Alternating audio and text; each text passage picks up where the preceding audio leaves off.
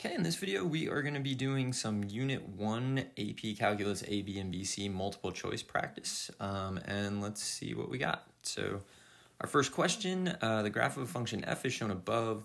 Which of the following statements about f is false? So not true, but false. I don't really like questions like this because you have to have the multiple choice options to be able to answer them, but let's go through the choices and see. So option A here says f is continuous. All right, so what does it mean to be continuous? So I'm just going to write down what that means. So continuous at x equals a means that the limit as x approaches a of f of x is equal to f of a. If you look at the picture, you can see that the limit definitely exists, but you can see that f of a is definitely not equal to the limit because that's that random point that's just kind of like hovering above the graph. So this is not true, which means that that is false, which is what we're looking for. So A is actually the answer.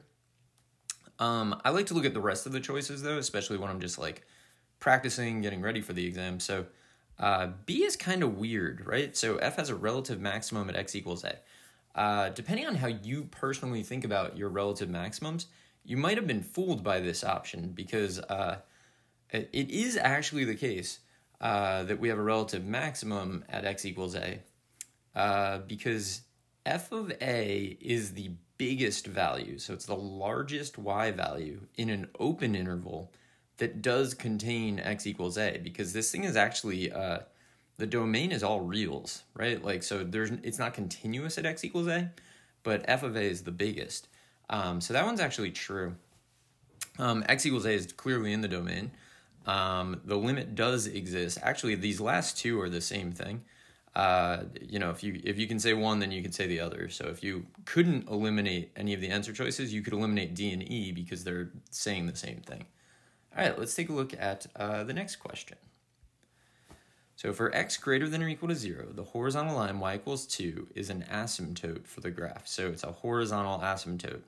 Which of the following statements must be true? So what I'm going to do is I'm just going to start off by drawing graphs, I think. So graphs that have that asymptote. So 2. And just kind of go for it. So I'm going to try to draw a couple of things. So here's like an increasing function that has that asymptote. Here's a decreasing function. And then the one that trips some people up, here's like a crazy function that also has that asymptote. So it's like just, it's going back and forth above and then below and above and below. So now let's see how the answer choices stack up. Because again, you can't answer this without the answers. So f of 0 is equal to 2. I mean, I didn't draw a single one for which that was true. I guess if you... I don't really know why you would think f of 0 has to be true. That's has to equal 2. That's out.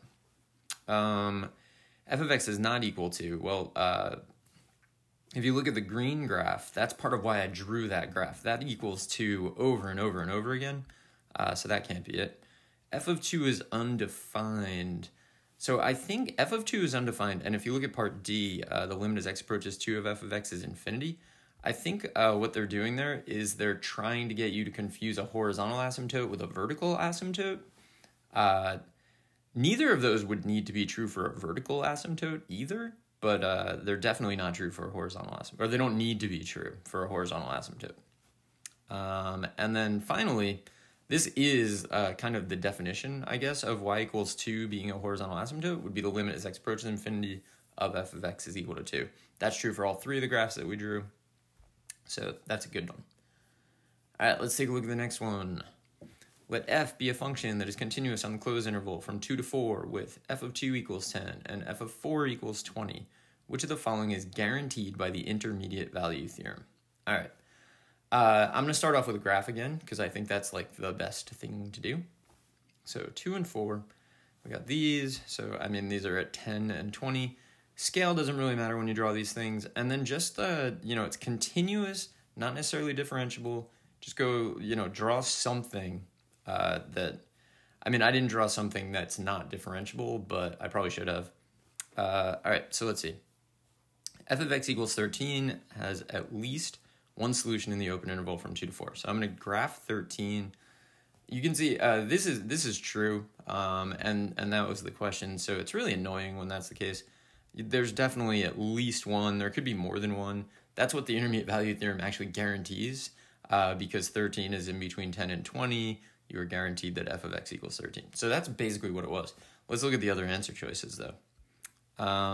F of 3 equals 15. I think that what they're doing there is saying like, do you think this is a linear function? Because if you did, then the slope would be 5, and then you would get 15 at 3, I guess.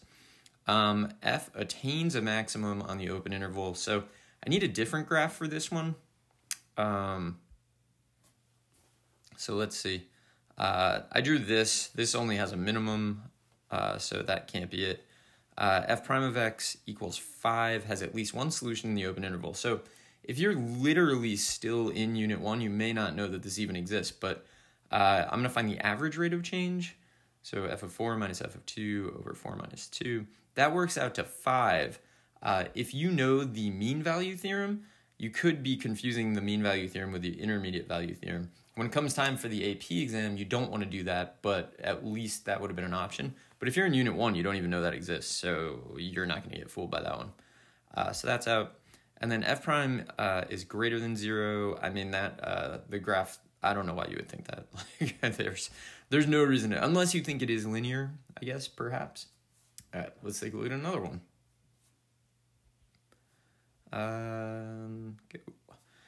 If the limit as x approaches 3 of f of x equals 7, which of the following must be true?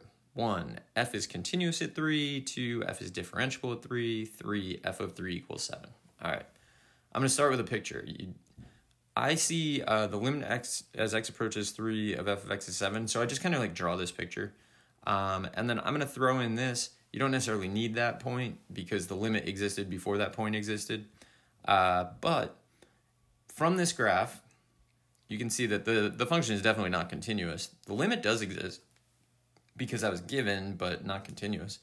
If you're not continuous, you can't be differentiable. And then the way that I drew the graph, if the limit is 7, then f of 3 can't be 7 because I put that little point above it. So that's out. So it turns out none of these are true. And that is dissatisfying. But let's see what the next question is. All right, now it's the limit as x approaches a of f of x equals L. So this is basically the same problem. Which of the following must be true? I'm going to draw my pictures again.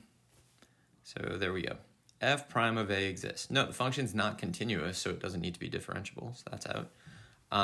F of x is continuous. No, the picture is not continuous. Okay. F of x is defined at x equals a. All right, so now I made an assumption when I drew my picture. I put that little extra point hovering above the graph. I didn't need to do that, so I'm going to draw a different graph. This graph still has the property that the limit as x approaches a of f of x exists, right? It's L. But I didn't define the function at a, so that's out. F of a equals L. Well, if the function doesn't need to be defined at a, then the function value definitely doesn't need to be L. So this is another none of the above. So dissatisfying. Let's take a look at another problem. At x equals 3, the function given by f of x equals x squared when x is less than 3, 6x minus 9 when x is greater than or equal to 3 is. All right, so is it undefined, continuous, not differentiable, differentiable, not continuous, neither continuous nor differentiable, both continuous and differentiable? All right, let's see. I'm going to try to graph this thing, which, like, I don't know if that's strictly necessary, but, like, you know, it's just x squared when you're less than 3, so we can draw that. And then 6x minus 9. So what I usually do here is I just start at 3. So at 3 you get 18 minus 9 is 9. So I'm going to fill in the circle. And then just draw something with a slope of 6. So it kind of, from my picture, it looks like it might be differentiable. But we're going to have to investigate that because, like, I didn't really put a lot of effort into that. But you can see that f of 3 is definitely 9, right? So you use the bottom definition, 6x minus 9, but we definitely know that that's not undefined because it is 9. Continuous but not differentiable. I can't really answer that yet. Differentiable but not continuous. I can't answer. Well, actually, you can't be differentiable but not continuous, so that's out. Right? Because differentiability implies continuity, so that's a silly option. Neither continuous nor differentiable. I think, you know, I already know that it's continuous because the limit from the left and the limit from the right at x equals 3 are both 9 and f of 3 is equal to 9. So it's definitely continuous. So D is also out at this point. So I don't know if it's continuous but not differentiable or continuous and differentiable. So I'm going to find the derivative, f prime of x, which is, so it's just piece by piece. So the derivative of x squared is 2x, and that's true when x is less than 3. And then the derivative of 6x minus 9 is 6, and that's true when x is greater than 3. I drop the equal to part because I don't know if it's differentiable yet. So what I'm going to do is I'm going to look at the limit from the left and the right of f prime. And you can see the limit as x approaches 3 from the left of f prime, that should say. That's not f of x. Should be prime. I'm not going to add it in, but it should be. Is equal to, both of those are 6. And then actually I will add it in because, you know, it's just going to bother me. So this should be f prime. Okay. Those are both 6. So it is differentiable. So differentiable and continuous. So the answer is E. So the answer is not B. So E is our final answer. Let's take a look at the next one. Which of the following are continuous at x equals 1? I feel like it should be is slash r, which I don't know. It's fine. Which of the following are continuous at x equals 1? The natural log of x, e to the x, natural log of e to the x minus 1. The only one here that's going to give me an issue is the natural log of e to the x minus 1, because I don't really know that graph. But number 1 I know looks like this. Definitely know the graph of natural log. It's irresponsible to not know that. It's definitely continuous. So that's in. So it can't be any of these because they don't include 1 being true. I know that 2 is definitely true. If you're doing like multiple choice though, you don't really need to look at 2 at this point because the answer is either only 1 or 1. Well, no, I guess. Well, no, you need to look at 3, right? Because if 3 is true, I don't know. You need to look at 2 to deal with B.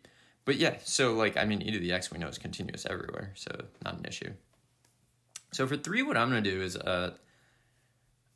usually I just plug in. So like if I plug in 1, I get the natural log of e minus 1, which is like totally fine. And then e to the x minus 1 is continuous, so like I don't think there would be a problem here. The only possible problem would be domain. So let's look at the domain. So we need e to the x minus 1 to be greater than 0, because you can't take the natural log of a negative. So e to the x is greater than 1, which means x is greater than the natural log of 1. But the natural log of 1 is 0, so x has to be greater than 0. So for every value greater than 0, this thing's going to be continuous, and 1 is greater than 0. So I think the answer is E. All of them are continuous. All right, let's look at another one. If the function f is continuous for all real numbers, and if f of x equals x squared minus 4 over x plus 2, they really like that a squared minus b squared in the numerator. When x is not equal to negative 2, then f of negative 2 equals. So we need to use the definition of continuity, which would be the limit as x approaches negative 2 of f of x equals f of negative 2. So we're going to be able to find the limit, and then we'll just define the function to be equal to the limit. So I went through and I did the math. I think a lot of people can probably kind of like blow through this at this point, hopefully. So I'm going to factor and cancel. If you've gotten to the point where you know L'Hopital's rule, this is you could L'Hopital's this thing. So we get this. I'm going to cancel the x plus 2's. And then that 0 over 0 is gone now. And if you plug in, you get negative 4. So I think that f of negative 2 should be negative 4. That'll make it continuous. So that's our answer. All right, new problem. If f is a continuous function on the closed interval from a to b, which of the following is necessarily true? So I'm going to start with a picture. I always start with a continuous. So continuous but not differentiable, right? So don't draw a differentiable function if you can avoid it because it only says continuous. Now let's look at the answer choices. F prime exists. No, f prime of whatever that vertex is doesn't exist. So f prime does not exist on the open interval. If f of x0 is a maximum, f prime of x0 equals 0. No, look at the graph that we drew refutes that as well because f prime doesn't exist at that maximum. The limit as x approaches x0 of f of x equals f of the limit as x approaches x0 of x for x0 element of ab. That's actually a property of continuous functions. So like this is necessarily true. So that's going to be your answer. Let's see why the other ones don't work, though. F prime equals 0. No, the graph that we drew there, by not making it differentiable, we managed to knock out A, B, and D. The graph of F prime is a straight line. I don't know why you would think that. Even the graph that we drew, it would be piecewise linear, but like, I mean, I'll draw a separate graph just in case. I mean, like, there's nothing wrong with this graph.